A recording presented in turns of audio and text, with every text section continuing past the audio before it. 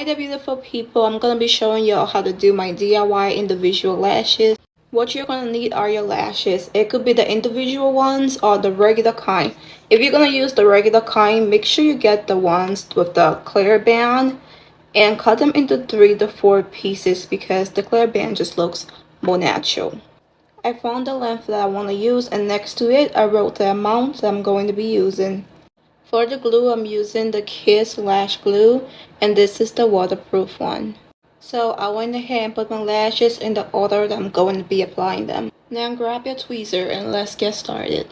Start by lifting up your eyelid and apply it to the base of your lashes, like I'm doing.